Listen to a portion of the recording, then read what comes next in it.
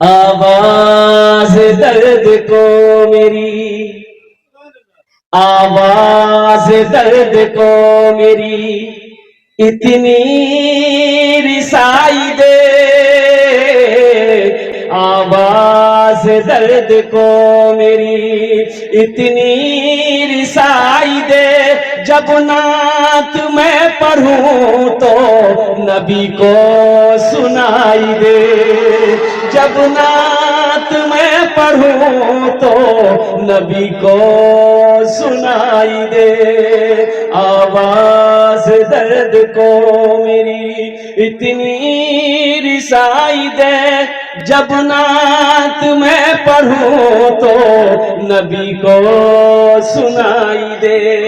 اور یہ جو شعر میں آپ کو سنا رہا ہوں یہ عاشقوں کا شعر ہے، بس یوں سمجھ لیجئے کہ جنت ملے تو شرط ہے ایسی جگہ ملے، جنت ملے تو شرط ہے، جنت ملے تو شرط ہے ایسی جگہ ملے، جنت ملے تو شرط ہے ایسی جگہ ملے، آنکھوں کو جس جگہ سے، آنکھوں کو جس جگہ سے مدینہ دکھائی دے، آنکھوں کو جس جگہ سے مدینہ دکھائی دے، آواز درد کو میری۔ کبھی کبھی اپنی بیوی کی تعریف کر لیا کرو۔ اور نوجوانوں ایک بات یاد رکھنا، اچھا ماشاءاللہ جزاکم اللہ خیرہ، اللہ لیا کرو، بیوی کی تعریف کرنے میں بھی ثواب ہے، بیوی کی تعریف کرنے میں بھی ثواب ہے۔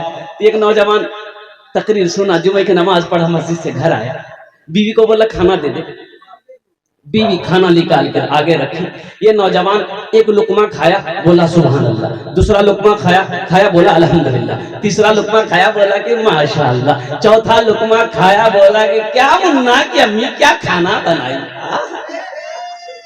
بیوی سنتی رہی، بیوی لی بیلنا جاتا ہے نا، اب پیچھے سے آئی ماری سر پہ کھٹا، کہے مارے ہم کو، تو بیوی بولی کہ 20 سال ہو گئے میری شادی کو، آج تک آپ میری تعریف نہیں کیے، آج پڑوسی کے یہاں سے دال لے کر چلے آئے تو تعریف نہیں تھک رہی ہے، اتنا بیلنا مارے کہ سر کا بالے اڑا دے۔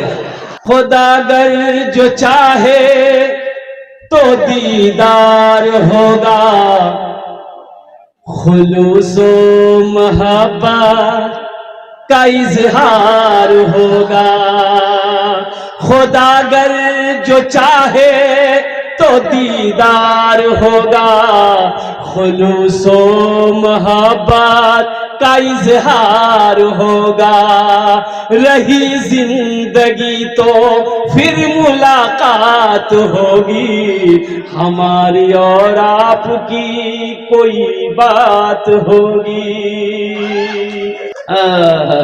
اور نوجوانوں ایک بات یاد رکھنا، اچھا ماشاءاللہ جزاکم اللہ خیرہ، اللہ اس بچے کی کمائی میں برکت عطا فرما دے۔ ایک بات یاد رکھنا، سخی بنو، اللہ میرا سخی ہے۔ یہ جو مال خرچ کرنا، پیسہ لٹانا، اللہ کے راستے میں خرچ کرنا اور قربان جاؤ، میرا اللہ سخی ہے، سخاوت کو پسند کرتا ہے۔ اور ایک بات یاد رکھیے گا، حضور کی حدیث ہے، بخیل جنت میں نہیں جائے گا، بخیل جنت میں نہیں جائے گا۔ اچھا بخیل جانے نا اپنا، بخیل جانتے ہیں نا، اس کی 4 کوالٹی ہے۔ ارے کنجوس، اس کے 4 کوالٹی ہے، 4 کوالٹی ہے۔ بخیل کتنا ہوا ہے بھائی؟ 4 کوالٹی اس کے ہیں۔ ہاں میں بتا رہا ہوں، بخیل کے 4 کوالٹی ہیں۔ نمبر 1 بخیل کتنا ہوا؟ کنجر، کنجوس، مکھی چوس، یہ سب سے لو کوالٹی کا ہے۔ تو اللہ کے رسول صلی اللہ علیہ وسلم ارشاد فرماتے کہ بخیل جنت میں نہیں جائے گا۔ تو صحابہ نے پوچھا کہ یا رسول اللہ اگر وہ نمازی ہو؟ تو اللہ کے محبوب نے ارشاد فرمایا وہ جتنی نماز ہو پڑھنا ہو پڑھ لے، اگر وہ بخیل ہے جنت میں نہیں جائے گا. تو صحابہ نے پوچھا یا رسول اللہ اگر وہ روزہ رکھنے والا ہو تو اللہ کے محبوب نے ارشاد فرمایا جتنا روزہ رکھنا ہو رکھ لے, اگر وہ بخیل ہے جنت میں نہیں جائے گا. تو صحابہ نے کہا یا رسول اللہ اگر وہ قرآن کا قاری ہو تو آمینہ کے لال نے ارشاد فرمایا جتنا قرآن پڑھنا ہو پڑھ لے, اگر وہ بخیل ہے جنت میں نہیں جائے گا.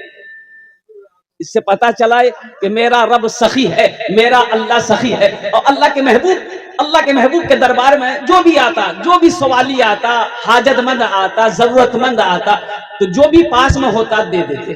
اب پاس میں ہے نہیں, ضرورت مند آ گیا تو آپ بلال کو آواز دیتے بلال کہاں ہے, کہ آقا میں حاضر ہوں.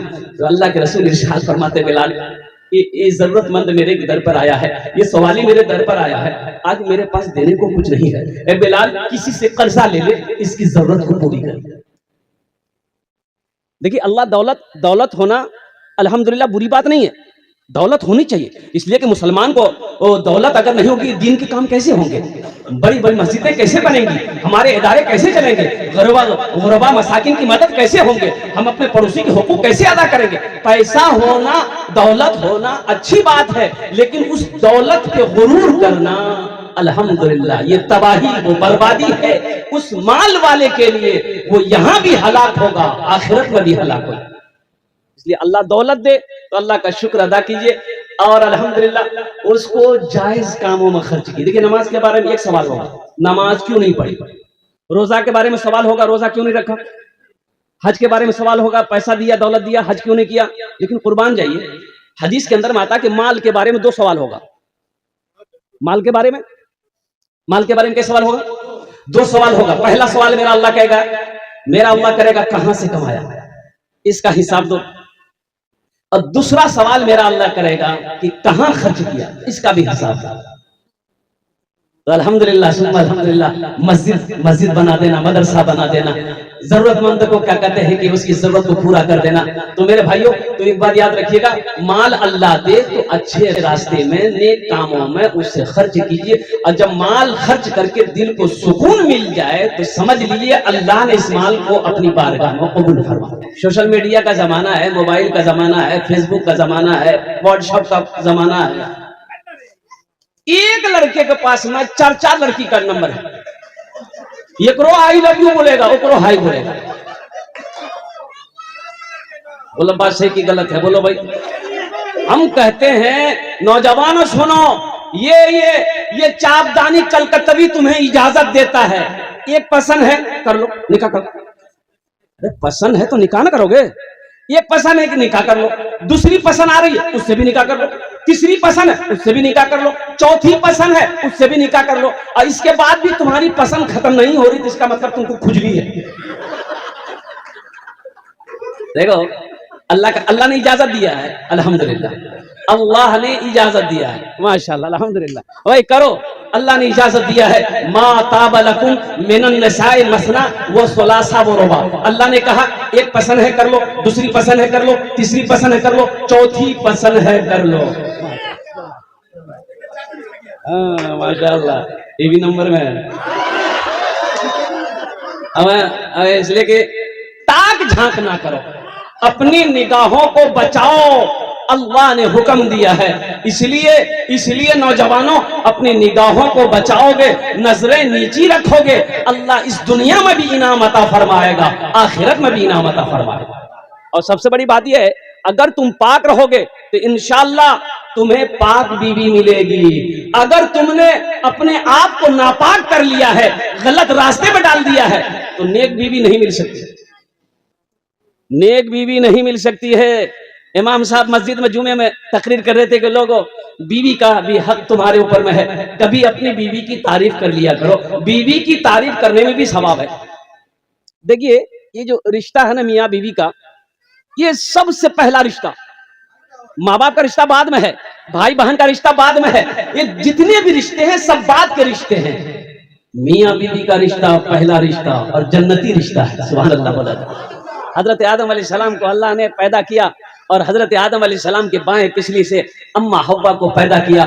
قربان جاؤ, جب حضرت آدم علیہ السلام نیند سے بیدار ہوئے نا تو اپنے پہلو میں دیکھے کہ خوبصورت عورت بیٹھی ہے. قربان جائیے, آپ ہاتھ لگانا چاہے, اللہ نے کہا میرے آدم رک جاؤ, ٹھہر جاؤ, کہا کہ مولا یہ کون ہے؟ کہا کہ یہ عورت ہے، اس کو تم ہاتھ لگا سکتے ہو لیکن پہلے تمہیں اس سے نکاح کرنا ہوگا۔ قربان جائیے، کہا کہ اللہ میں نکاح کر لوں گا۔ تو اللہ نے کہا اس کا مہر بھی ادا کرو۔ کہ مہر کیا ہے؟ کہ میرے محبوب پر درود پڑھ لو، یہ مہر تمہاری ہو جائے گی۔